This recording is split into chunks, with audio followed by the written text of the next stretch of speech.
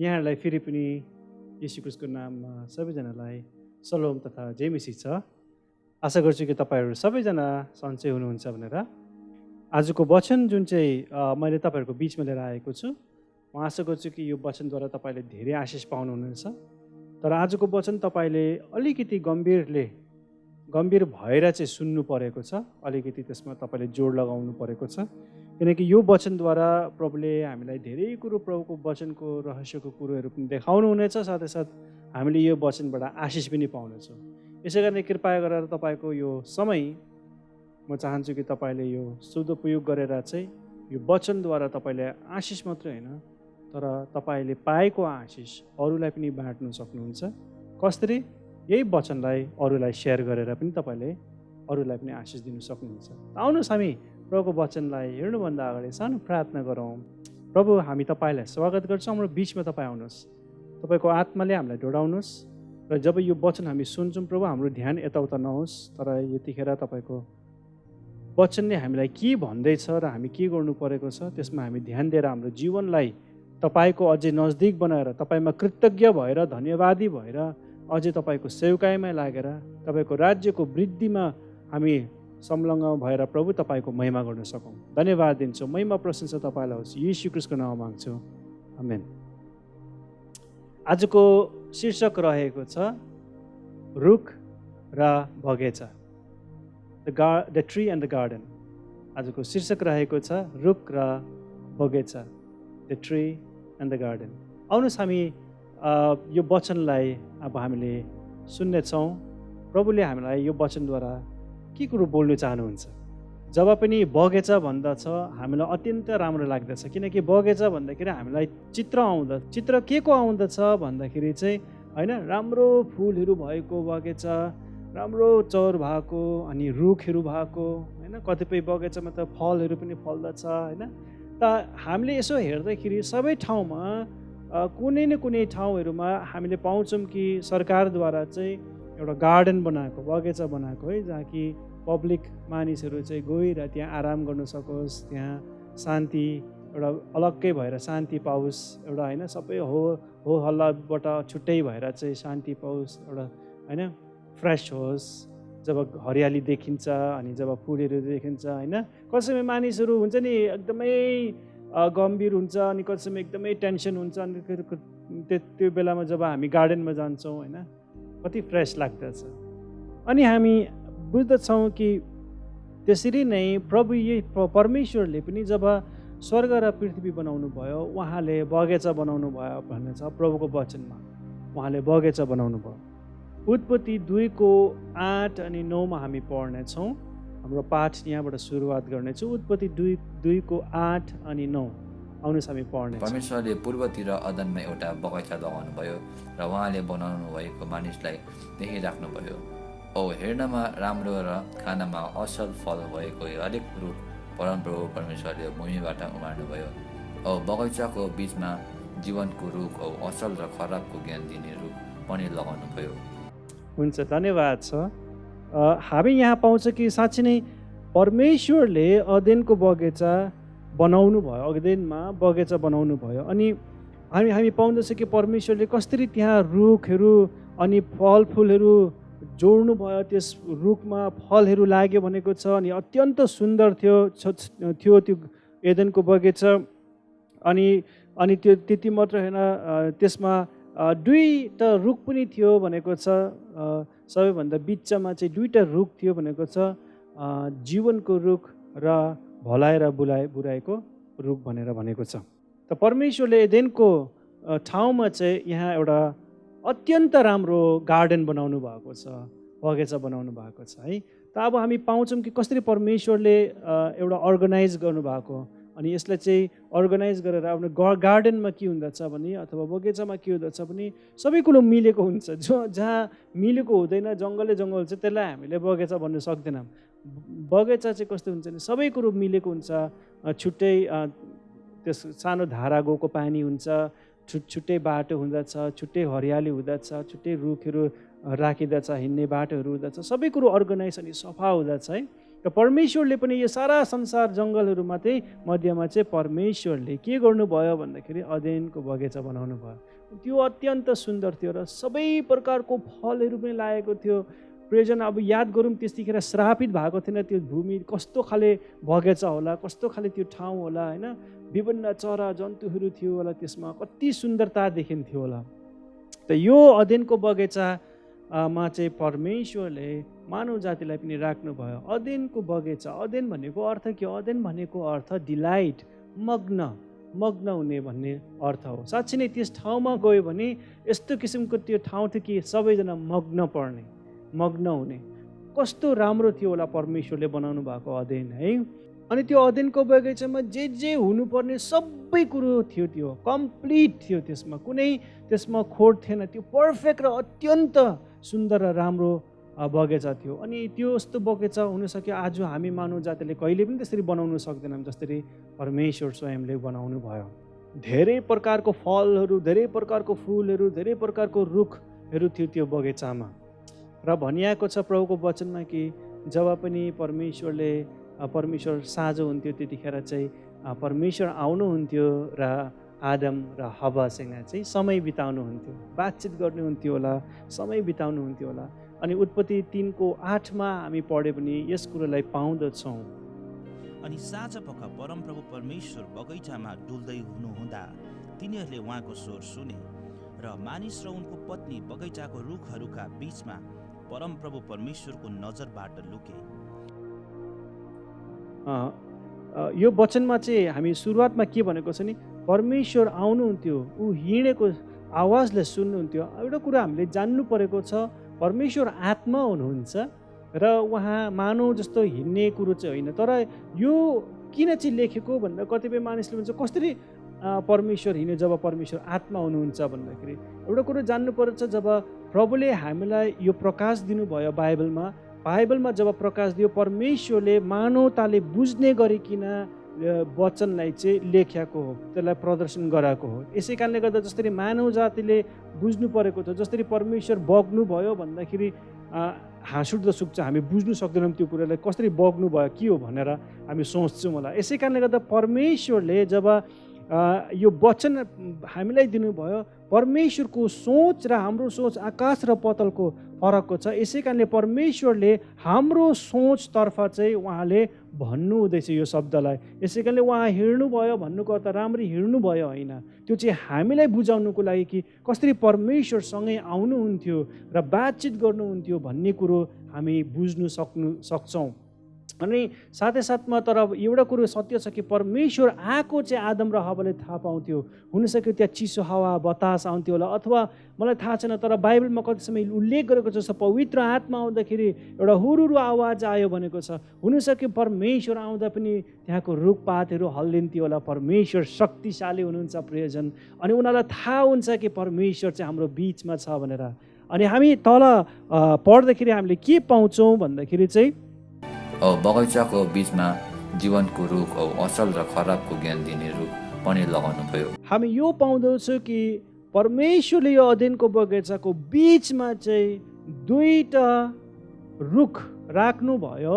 एउटा रुख चाहिँ जीवनको रुख थियो भने अर्को रुख चाहिँ भलाइ र बुराइको बुझ्नेको रुख थियो। प्रश्न आउँछ किन परमेश्वरले यसलाई बिचमै राख्नुभयो त्यो अदेनको बगैँचामा? हेर्नुहोस्, जब पनि अदेनको बगैँचाको बिचको भागमा राख्दाखेरि हामी के बुझ्छौँ भने जे पनि बिचमा हुन्छ भने चारै तर्फबाट देखिन्छ अनि त्यहाँ पुग्नु सजिलो हुन्छ चारै तर्फबाट बिचमा। जसरी राजधानी पनि प्राय देशहरूको राजधानी बिचमा हुँदछ किनकि चारै तर्फबाट मानिसहरूलाई सजिलो होस् आवत जावतको लागि। यसरी नै परमेश्वरले पनि यो दुईटा रुख बिचमा राख्नुभयो ताकि जतिखेर पनि उनीहरूको ध्यान चाहिँ यो रुखप्रति होस् भनेको कारणले गर्दाखेरि।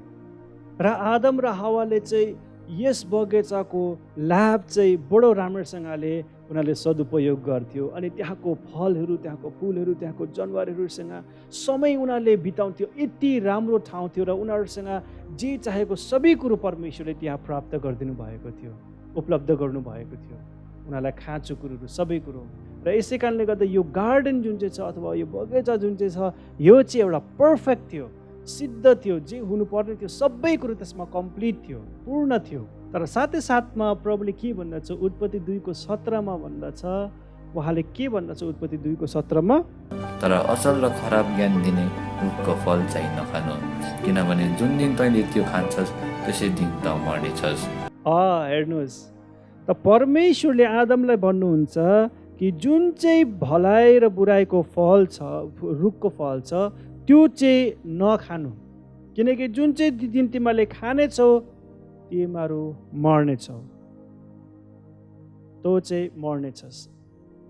त परमेश्वरले आदमलाई भनिसकेको हुन्छ कि यो भलाइ र बुराइको रुखको फल चाहिँ नखानु भनेर, किनकि जुन चाहिँ दिन तिमीले खानेछौ, जुन चाहिँ दिन तैँले खानेछस् तँ चाहिँ मर्नेछस् भनेर प्रभुले अगाडि नै आदमलाई भनिसकेको हुन्छ। त अब यहाँ हुन्छ कि हामीलाई कहानी थाहा छ, यो म धेरै कुरो भन्नु पर्दैन यो विषयलाई लिएर। हब्बाले पछि खान्छ अनि आदमले पनि खान्छ, तर यहाँ एउटा प्रश्न छ कि उनीहरू त्यत्रो समय व्यतीत गर्दाखेरि पनि कहिले पनि उनीहरूले हेर्नुहोस् जीवनको फल चाहिँ खाएन। मलाई लाग्छ, यो चाहिँ मेरो सोचाइ हो, मलाई लाग्छ कि उनीहरू जिउँदो थियो र त्यसको महत्त्व उनीहरूलाई थाहा थिएन होला कि ठिकै छ के खाइराख्ने, म त जिउँदै त छु होइन। उनीहरूले त्यसको महत्त्व गरेन। हेर्नुहोस्, अनि कति समय हामी मानव जातिहरूले पनि प्रभुले दिएको जुन चाहिँ यो नयाँ जीवन छ, कति समय हामी यसको महत्त्वलाई बिर्सिन्छौँ। हामी याद गर्नु परेको छ कि हामीले नयाँ जीवन पाएको छौँ, अनि हामी जान्नु परेको छ कि यो नयाँ जीवनमा हामी अब कसरी जिउने भनेर। त यसै कारणले गर्दाखेरि जसरी हब्बा र आदम र हब्बाले यस महत्त्वलाई गुमाए, प्रियजन हामी प्रभुमा आएर चाहिँ यो नयाँ जीवनलाई पाएको महत्त्वलाई कहिल्यै बिर्सिनु हुँदैन अनि गुमाउनु हुँदैन। आमेन। तर के गरे, किन चाहिँ उनीहरूले त्यो जीवनको फल नखाएर ज्ञान जुन चाहिँ भलाइ र बुराइको ज्ञानको फल चाहिँ खायो? किन चाहिँ भन्दाखेरि किनकि उनीहरू त्यसमा अझै आकर्षित भयो। बाइबलमा लेखेको छ जब पनि त्यस रुखलाई देखि अनि हब्बाले अझै आकर्षित भयो अनि खानुमा स्वादिलो भनिएको छ प्रभुको वचनमा। नखाइकन उसले त्यो कल्पना गर्नु थाले। कति समय के हुन्छ भने परीक्षा पनि लोभ्याउँदछ, धेरै लोभ्याउँदछ, तर भित्र भने त्यो खोक्रो हुँदछ, त्यसले हामीलाई पतङ गराउँदछ, त्यसले हामीलाई विनाश गराउँदछ। त हामी पाउँछौँ कि हब्बा आकर्षित भयो ती फल खानुको लागि जुन चाहिँ परमेश्वरले नखानु भने थियो। निश्चय पनि आदमले उसलाई भनेको थियो, यसै कारणले गर्दाखेरि हब्बाले सर्पलाई पनि भन्दछ कि हामी यो खानु हुँदैन भनेर। त हामी यहाँ पाउँछौँ कि आदम र हब्बा चाहिँ जीवनको फललाई नखाएर चाहिँ उनीहरू भलाइ र बुराइको फललाई चाहिँ खायो, किनकि उनीहरूको लागि त्यो नौलो कुरो थियो कि के हो यो भलाइ र बुराइ भन्ने। कति समय हामीले पनि त्यही कुरो गर्छौँ कि जुन चाहिँ कुरो हामीले गर्नु नहुनु पर्ने, हामीलाई अझै हामीलाई चासो लाग्छ कि के होला त्यो जुन चाहिँ कुरोमा हामी हिँड्नु नपर्ने खानु नपर्ने, त्यसमै शैतानले अझै हामीलाई लोभाउँदछ र हामी त्यहाँ चाँडै नै फस्दछौँ। र यसै कारणले आदम र हब्बाको जीवनबाट पनि प्रभुले हामीलाई देखाउनुहुन्छ कि हेर कि हाम्रो हातमा छ कि हामी कुन चाहिँ चुन्दछौँ, जीवन चुन्दछौँ या मृत्यु हामी चुन्छौँ। मृत्यु अत्यन्त लोभ्याउँदो कुरो लाग्दछ, तर जीवनले हामीलाई अनन्त जीवन दिँदछ, जीवनको फलले। त यसै कारण हामी पाउँदछौँ कि आदम र हब्बा चाहिँ जीवनको फल नखाएर उनीहरू आकर्षित शारीरिक ज्ञान र बुद्धि, भलाइ र बुराइ बुझ्नेको लागि चाहिँ ती प्रति चाहिँ आकर्षित भए। संसारमा पनि हामी आज धेरै रङ्गीचङ्गी छौँ, हामी चाँडै नै आकर्षित हुन्छौँ होला प्रियजन। यसै कारणले आदम र हब्बाको घटनाद्वारा पनि हामीलाई सिकाउँदछ कि हामी कसरी होसियार रहनु परेको छ भनेर। तब के भयो, जब उनीहरूले त्यो फल खाए अनि परमेश्वरले थाहा पायो र उनीहरूलाई के गर्यो भन्दाखेरि उनीहरूलाई श्राप दिँदछ, शैतानलाई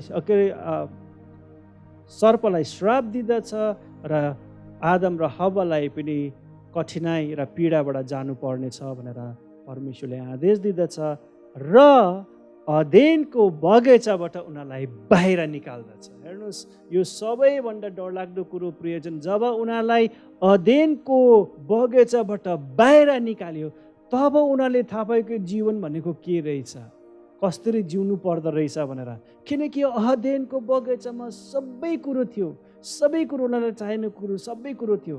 उनीहरूमा धार्मिकता पनि थियो, तर अब जब उनीहरूले त्यो फल खायो र पाप आए, त्यसपछि जब उनीहरूले अध्ययनको बाहिर बगैँचाबाट बाहिर निकाल्दै, त्यसपछि उनीहरूमा सङ्घर्ष आयो।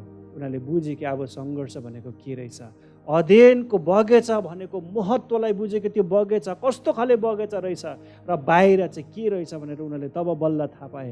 त्यतिन्जेलसम्म उनीहरू त्यो बगैँचामा रमाइलो गरिरहेको थियो, तर जब त्यो बगैँचाबाट बाहिर निकाले तब उनीहरूले बुझे कि जीवन कति सङ्घर्षमै रहेछ, कति गाह्रोमै रहेछ भनेर। हेर्नुहोस्, ती बगैँचाबाट जब उनीहरू बाहिर निक्ले, परमेश्वरको उपस्थितिबाट पनि बाहिर निक्ले। जब पनि हामी परमेश्वरको उपस्थितिबाट हामी बाहिर निक्लिन्छ नि प्रियजन, हाम्रो जीवन सङ्घर्षमै हुँदछ।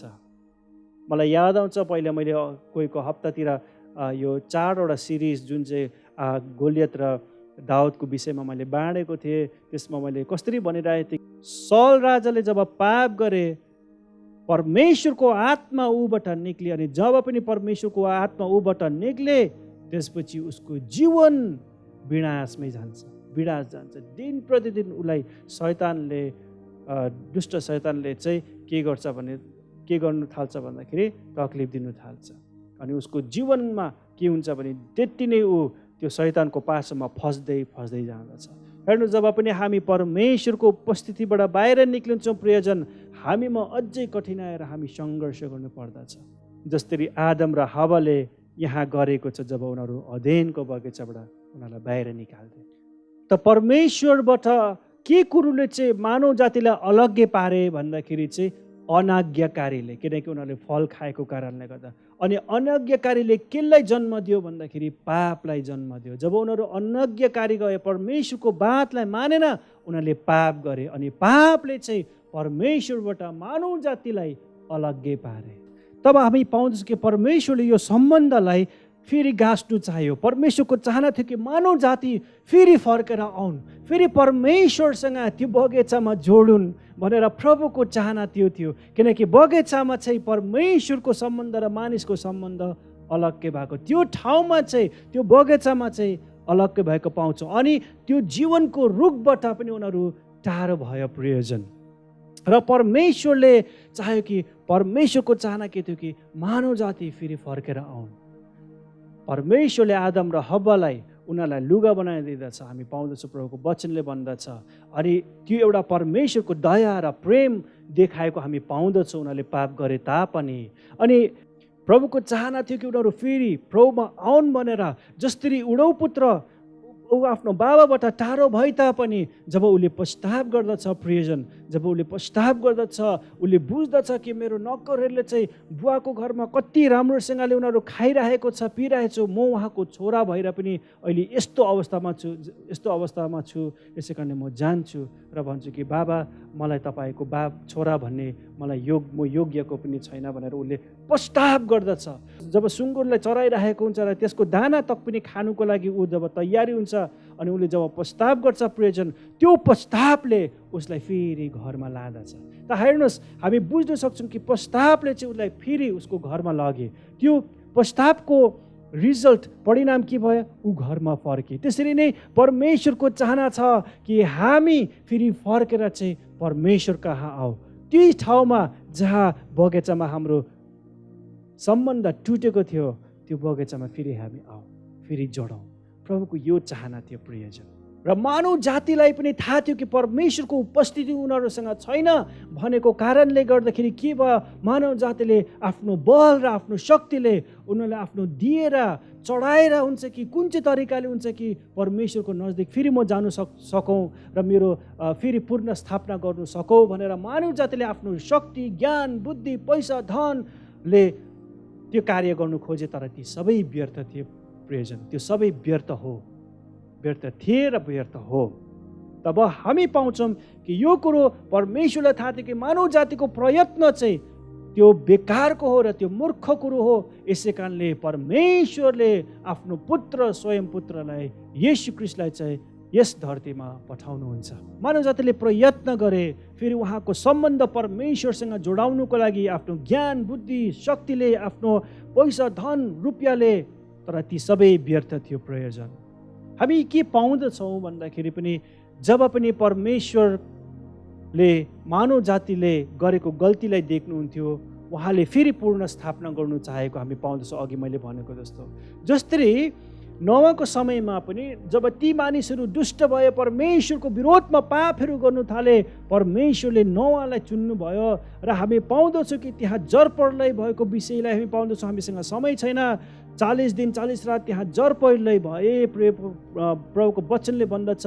तर प्रभुको वचनले यो पनि भन्दछ, जब ती जरप्रलय भए सारा संसार चाहिँ पानीले ढाकेको थियो। हेर्नुहोस्, हामी के पाउँदछौँ भने यहाँ फेरि जसरी सुरुवात उत्पत्तिमा संसार बेआकारको थियो र परमेश्वरको आत्मा चाहिँ यो पानीको माथि माथि घुम्दथ्यो, भन्नुको अर्थ जसरी संसारको माथि माथि पानीले ढाकेको थियो भने फेरि पनि परमेश्वरले त्यही कार्य गर्नुहुन्छ।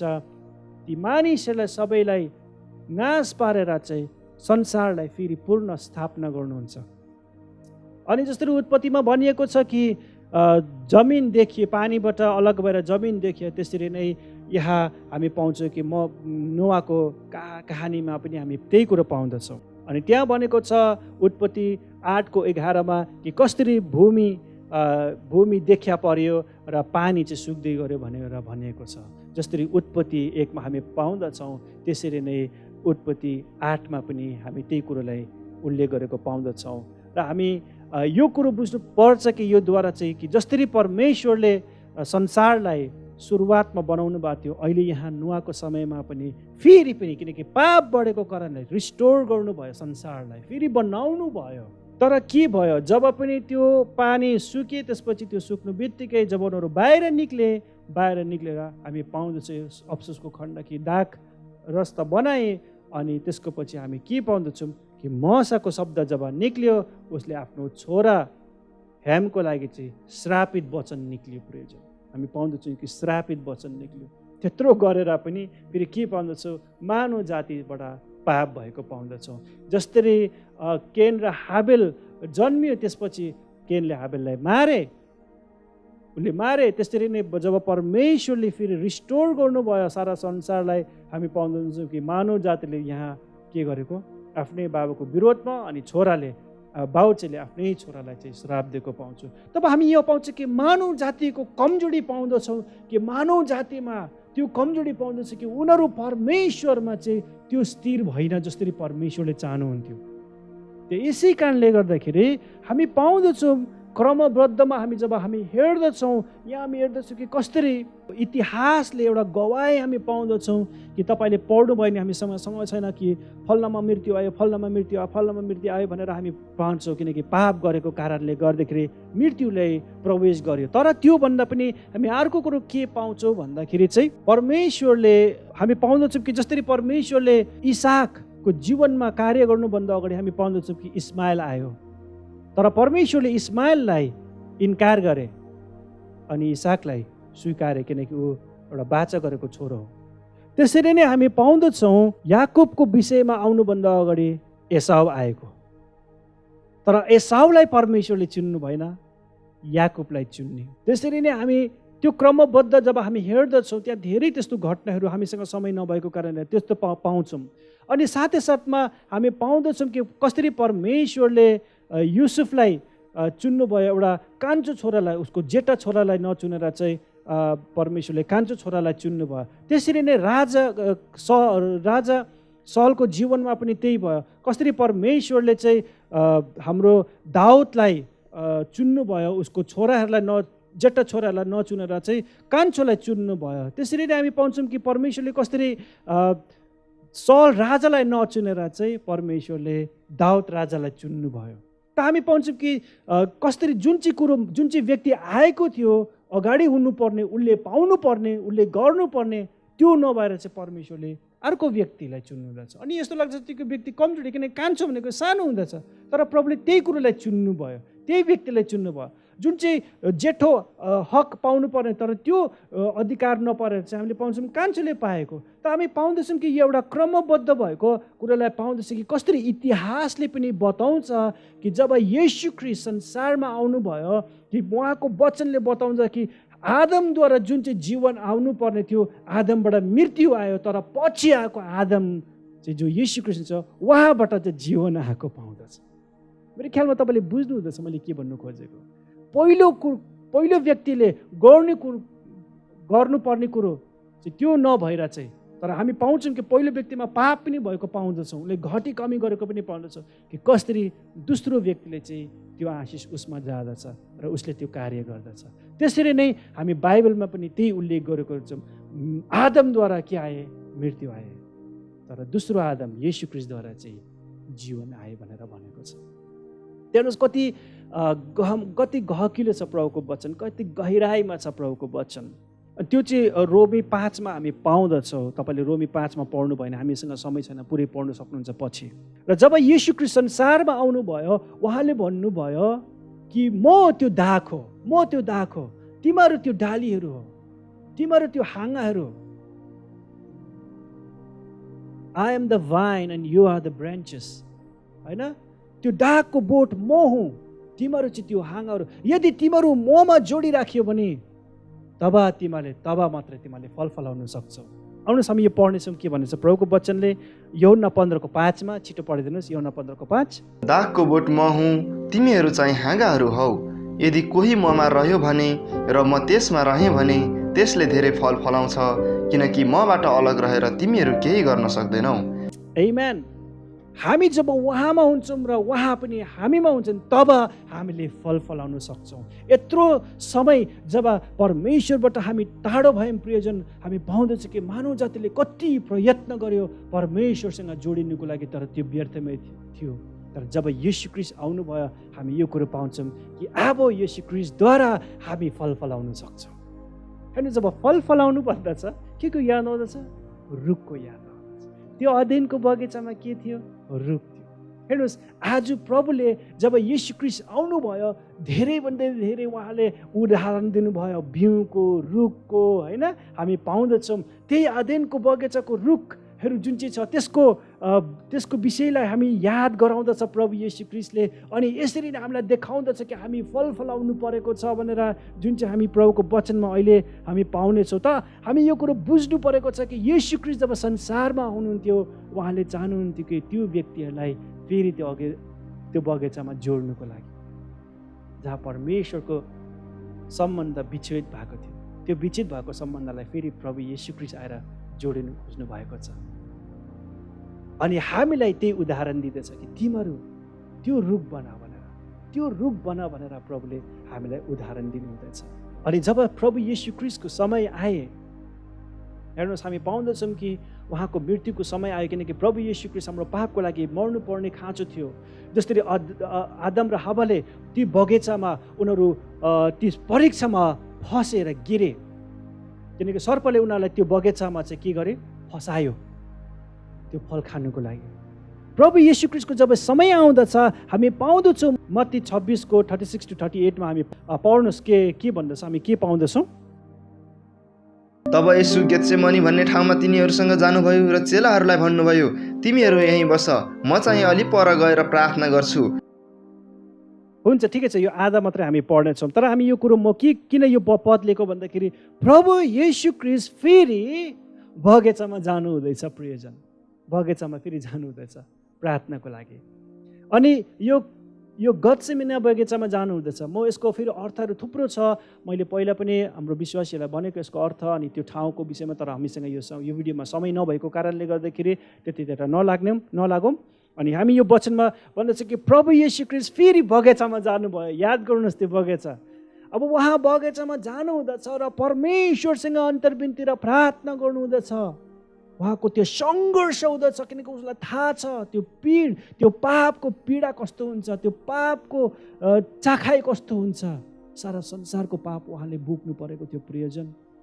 यसै कारणले गर्दाखेरि उहाँले भन्नुहुँदछ, हे पिता, तपाईँको इच्छा भए यो कचरा मबाट हटोस्।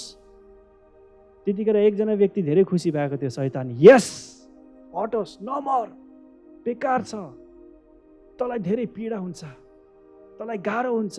शैतानले परीक्षा लिएर आएको थियो, उहाँलाई गाह्रो भएको थियो। शैतानले ठुलोभन्दा ठुलो परीक्षा बाइबलमा उल्लेख गरेको छ, तर लिएर यहाँ तक कि प्रभु येशू ख्रीष्टलाई गाह्रो भएको हामी पाउँदछौँ। उहाँको यहाँ तक कि पसिना पनि रगतको थोप्लोमा परिवर्तन भएको थियो। भने कस्तो खाले सङ्घर्ष भएको थियो होला प्रभु येशू ख्रीष्टलाई। प्रियजन, यसै कारणले हामी यो कुरो याद गर्नुपर्छ, हामीले यो कुरो जान्नु परेछ कि परमेश्वरको सङ्घर्ष कस्तो भइरहेछ। किन सङ्घर्ष गर्नुभयो परमेश्वरले? किनकि शैतान त्यहाँ थियो र शैतानको परीक्षाको बाण त्यहाँ आएको थियो, बाढ आएको थियो त्यो परीक्षाको। परमेश्वरलाई त्यो प्रभु येशू ख्रीष्टलाई त्यो क्रुसबाट चाहिँ वञ्चित पार्नुको लागि। तर हामी पाउँदछौँ प्रभु येशू ख्रीष्टले यो मिठो शब्द भन्दछ र उहाँले भन्छ, तापनि पिता मेरो इच्छा होइन, तपाईँको इच्छा पुरो होस्। हालेलुया, तपाईँको इच्छा पुरो होस्। कति गहिरो र कति राम्रो वचन बोल्नु हुँदछ।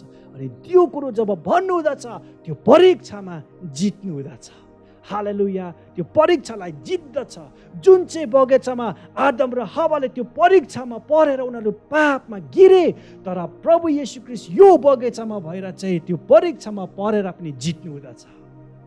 आमेन, हालेलुया।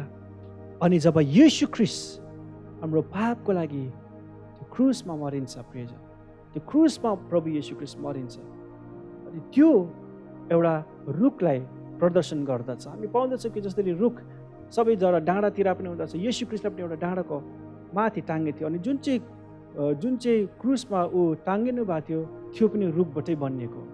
त्यो एउटा देखाउँछ कि जसरी त्यो भलाइ र बुराइको जुन चाहिँ फल खाएको थियो त्योबाट पाप आयो। प्रभु येशू ख्रीष्ट ती पापलाई त्यस रूपमा जस्तै उहाँले आफैमा लिनुभयो, आफैमा लिनुभयो। जसरी त्यो रुखबाट चाहिँ पाप भलाइ र बुराइको फल त्यसले फलाएको थियो भने प्रभु येशू ख्रीष्टको मरणले त्यही प्रकट गर्छ कि मैले त्यो सारा संसारले गरेको पाप जुन चाहिँ आदम र हव्वाबाट सुरुवात भएको थियो, अब त्यो कुरोलाई मैले लिँदैछु, म टाँगिँदैछु त्यस रूपमा। म त्यो पापको कचौरालाई चाहिँ म अब पिउनेछु। प्रभु येशू ख्रीष्टले लिनुभयो। तपाईँलाई थाहा छ कि प्रभु येशू ख्रीष्टले भन्नुभयो यो कचौरा मबाट हट्यो। कचौरामा के हुन्छ? रस हुँदछ। अनि त्यो फलबाट के निक्लिँदछ? रस हुँदछ। यस्तो भयो कि त्यो पापको रस प्रभु येशू ख्रीष्टले पिएको जस्तो त्यो एउटा चिन्ह देखाउँदछ प्रियजन। अनि प्रभुलाई थाहा छ कि कति तितो थियो त्यो पापको रस, किनकि सारा संसारको गएको र आउने पिँढीको पापलाई पनि प्रभुले लिनुभएको थियो एकै बारमा, एकैचोटिको लागि। अनि हामी पढ्नेछौँ यूहन्ना 19:41-42 पनि। उहाँ क्रुसमा टाँगिनु भएको ठाउँमा एउटा बगैँचा थियो। त्यस बगैँचामा कहिले कोही नराखिएको एउटा नयाँ चिहान थियो, किनकि यहुदीहरूका तयारीको दिन थियो अनि त्यो चिहान पनि नजिकै थियो र तिनीहरूले यसुलाई त्यही चिहानमा राखे। त हामी यहाँ पाउँदछौँ कि कसरी यो प्रभु येशू ख्रीष्ट मरेको ठाउँमा पनि त्यही नजदिकमा प्रभु येशू ख्रीष्टलाई गाड्नु भयो भनेको छ, किनकि उनीहरू अब निष्ठाचारको लागि तयारीमा थियो, हतारमा थियो। र त्यही ठाउँ चाहिँ कहाँ हो भन्दाखेरि चाहिँ कुन चाहिँ ठाउँ भन्दाखेरि बगैँचाको नजदिकमै रहेछ। हेर्नुहोस्, फेरि यहाँ हामी भन्छौँ प्रभुलाई जुन चाहिँ ठाउँमा गाडे त्यो ठाउँमा कसैलाई पनि गाडेको थिएन, कसैलाई पनि त्यो कब्रभित्र राखेको थिएन अथवा त्यो ओडारभित्र राखेको थिएन। त्यो नयाँ कब्र बनाएको थियो। अस्तिको पालि हामीले यो वचन बाँडेको कि त्यही ठाउँमा चाहिँ प्रभु युसुफको जुन चाहिँ उसले बनाएको थियो, बुक गरेर राखेको थियो, त्यो ठाउँमा चाहिँ येशू ख्रीष्टलाई राख्दछ। तर त्यो ठाउँ चाहिँ कहाँ भन्दाखेरि बगैँचाको छेउमै छ। अनि यहाँ पनि फेरि प्रभु येशू ख्रीष्टले हामीलाई त्यो बगैँचाको याद दिलाउँदछ प्रियजन, त्यो बगैँचाको याद दिलाउँछ। येशू ख्रीष्ट जुन चाहिँ ठाउँमा मर्नुभयो र जुन चाहिँ ठाउँमा उहाँलाई गाडे ती बगैँचाको नजदिक थियो। हेर्नुहोस् कति माया र प्रेम गर्नुहुन्छ उहाँले। हामीलाई बारम्बार त्यो बगैँचालाई याद दिलाउनु हुँदछ जहाँ हाम्रो सम्बन्ध परमेश्वरसँग अति नै नजदिक थियो, जहाँ हामी परमेश्वरसँग हिँड्दै बातचित गर्थ्यौँ। प्रभुको चाहना, येशू ख्रीष्टको चाहना थियो यो सम्बन्धलाई फेरि पूर्ण स्थापना गर्नुको लागि, रिस्टोर गर्नुको लागि प्रभुले यो कदम उठाउनु। अनि सुन्दरता के छ थाहा छ प्रियजन? सुन्दरता यो छ कि प्रभु येशू ख्रीष्ट त्यही बगैँचाको नजदिकबाट नै भौरी उठ्नु भयो। हालेलुया, मृत्युमाथि उहाँ विजय हुनुभयो र देखाउनु भयो कि अब तिमीहरूलाई त्यो फल खाएर जुन चाहिँ पाप आयो र पापले तिमीलाई मृत्यु लिएर आयो, अब त्यो मृत्युले तिमीलाई निल्न सक्ने छैन। किनकि जसरी मैले मृत्युबाट बौरी उठे मानव रीतिमा, अब तिमीहरू पनि मरेर पनि फेरि बौरी उठ्नेछौ। हालेलुया। तिमीहरूको लागि अब आशा छ, तिमीहरूको लागि एउटा यो खुसीको खबर छ कि जसरी म यो मानव रीतिमा मरेको थिएँ, मानव रीतिमा म फेरि बौरी उठेँ। अनि यो बौरी उठ्ने ठाउँ कहाँ? बगैँचाको नजदिक। प्रभुले हामीलाई देखाउनु हुँदैछ कि तिमीहरू मरे तापनि फेरि बौरी उठ्नेछौ, फेरि तिमीहरू जाग्नेछौ, फेरि तिमीहरू जीवित हुनेछौ। तिमीहरूको अनन्त जीवन चाहिँ त्यो बगैँचामा फेरि तिमीहरू गाँसिनेछौ, जहाँ परमेश्वरको उपस्थिति तिमीहरूको बिचमा हुनेछौ र तिमीहरू परमेश्वरसँग हुनेछौ। हालेलुया। तर प्रभु येशू ख्रीष्टले भन्दछ यो तब मात्रै हुनसक्छ। हामी पढ्नेछ यो वचन, यो यूहन्ना 12:24 यूहन्ना 12:24। गहुँको दाना माटोमा परेर मरेन भने त्यो एउटै रहन्छ, तर त्यो मर्यो भने त्यसले धेरै फल फलाउँछ। आमेन। साँचो साँचो म यो तिमीहरूलाई भन्दछु, जबसम्म नि यो बिउ झरेर मर्दैन तबसम्म त्यसले फल फलाउन सक्दैन। तर जब त्यो बिउ झरेर मर्दछ तब मात्र त्यसले फल फलाउन सक्छ। हेर्नुहोस् कति अचम्मको कुरो होइन कि कसरी मरेर फल फलाउन सक्छ। प्रभु येशू ख्रीष्टले प्रभुको वचनमा लेखेको छ, प्रकृतिद्वारा पनि प्रभु बोल्नु हुँदैछ कि जसरी त्यो रुखको बिउ मर्दछ, मर्नु पर्दछ, हेर त्यो मरेर मात्रै त्यो रुख बनिनु सक्छ र त्यसले फल फलाउन सक्छ। त्यसरी नै प्रभुले हामीलाई बताउनु हुँदछ, पहिलो यदि तिमीहरूको पूर्ण स्थापना फेरि परमेश्वरसँग हुनु परेको छ भने तिमीहरू मर्नु परेको छ, तिमीहरू मर्नु परेको छ। तब मात्र तिमीहरू फेरि पूर्ण स्थापना हुन्छौ, तब मात्र तिमीहरूले नयाँ जीवन पाउनेछौ। अनि यो नयाँ जीवनमा अब परमेश्वरको सम्बन्ध तिमीहरूसँग हुनेछ। हेर्नुहोस् यो आत्मिक क्षेत्रमा म बोल्दैछु, हामी आत्मिकीमा मर्नु परेको छ। आत्मिक क्षेत्रमा हामी मरेर मात्र हामी परमेश्वरमा नयाँ जीवन पाउन सक्छौँ, अनि तब मात्र हामी फल फलाउन सक्छौँ। तब प्रभुको वचनले के भन्दछ? गलती 5:19 गलती 5:19 लिएर 21 हामी पढ्नेछौँ। गलती 5:19 लिएर 21 ल छिटो पढिदिनुहोस् त।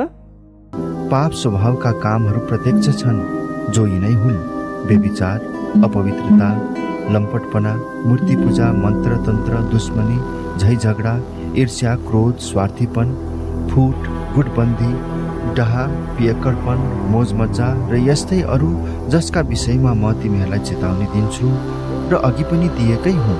जसले यस्ता कामहरू गर्दछन् परमेश्वरका राज्यका हकदार बन्ने छैनन्।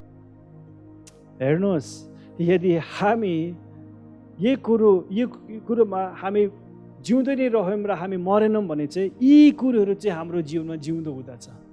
यी सबै नराम्रोपना चाहिँ हाम्रो जीवनमा जिउँदो भइराख्नेछ।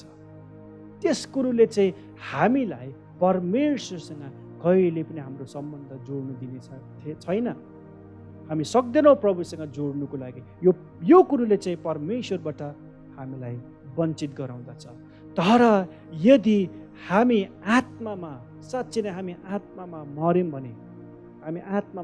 भने र फेरि जब हामी परमेश्वरमा नयाँ जीवन पाउँदछौँ, हामीमा नयाँ जीवन हुँदाखेरि चाहिँ के को फल फल्छ? अब यो रुख एक समय यो पापको रुख थियो, यसले पापको फल फलाएर थियो भने प्रभुले भन्नुहुँदछ यो पापको रुख मर्नु परेको छ, यो पापको फलहरू मर्नु परेको छ, तिमीहरू मर्नु परेको छ।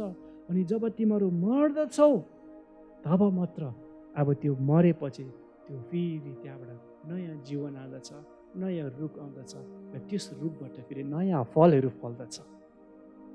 आमेन।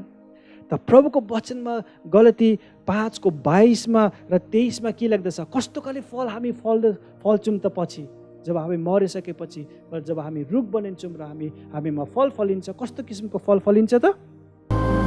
तर पवित्र आत्माको फल चाहिँ प्रेम, आनन्द, शान्ति, धैर्य, दया, भलाइ, विश्वस्तता, नम्रता, संयम हुन्। यस्ता कुराहरूका विरुद्धमा कुनै व्यवस्था छैन। आमेन। हेर्नुहोस् त कति राम्रो फलहरू फलिन्छ। हामीमा आनन्द, प्रेम, धीरज, नम्रता, दीनता, भलाइता, होइन, आत्मसंयमी, यी सबै कुरोको फलहरू हामीमा फलिन्छ प्रियजन।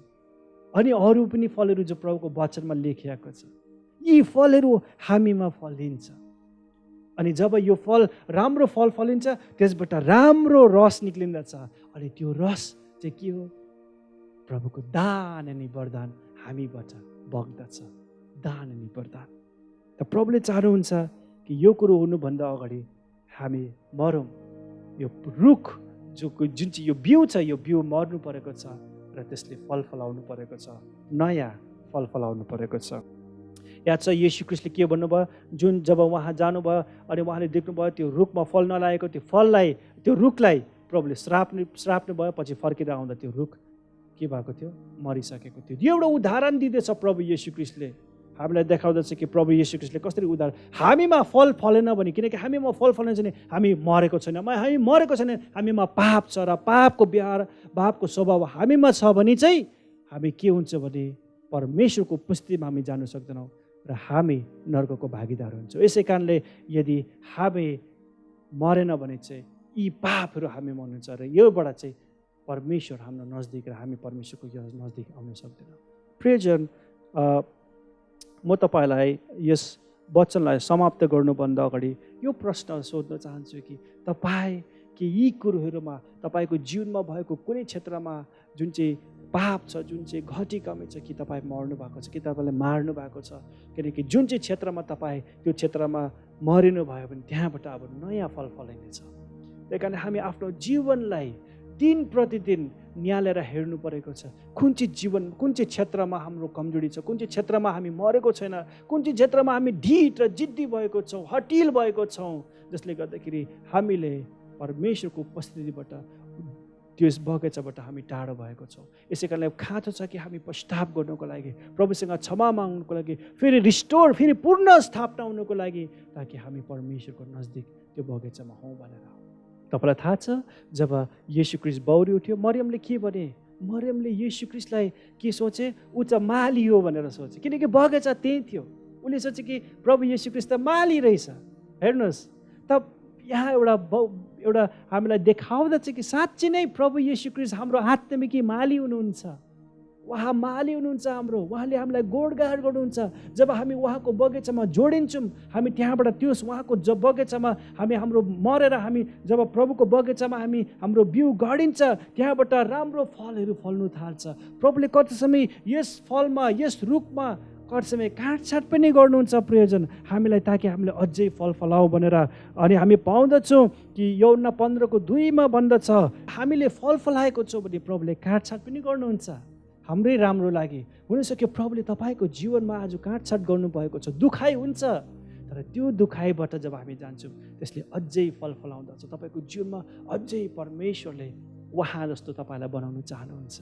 अनि हामी पाउँदछौँ कि प्रकाशित वाक्यमा कुरो के पाउँछौँ नि, 22:1-2 हामी त्यहाँ पढ्यो भने हामी के पाउँदछौँ नि, अन्तमा गएर यूहन्नाले देखेको यो दर्शनलाई हामी पाउँछौँ कि त्यहाँ चाहिँ उहाँले फेरि त्यो जीवनको रुखलाई देख्दछ। प्रियजन, त्यो जीवनको रुखलाई त्यहाँ देख्दछ। अब यतिखेर त्यो भलाइ र बुराइको फल त्यहाँ छैन, त्यो रुख छैन, अब एउटै रुख देख्दछ।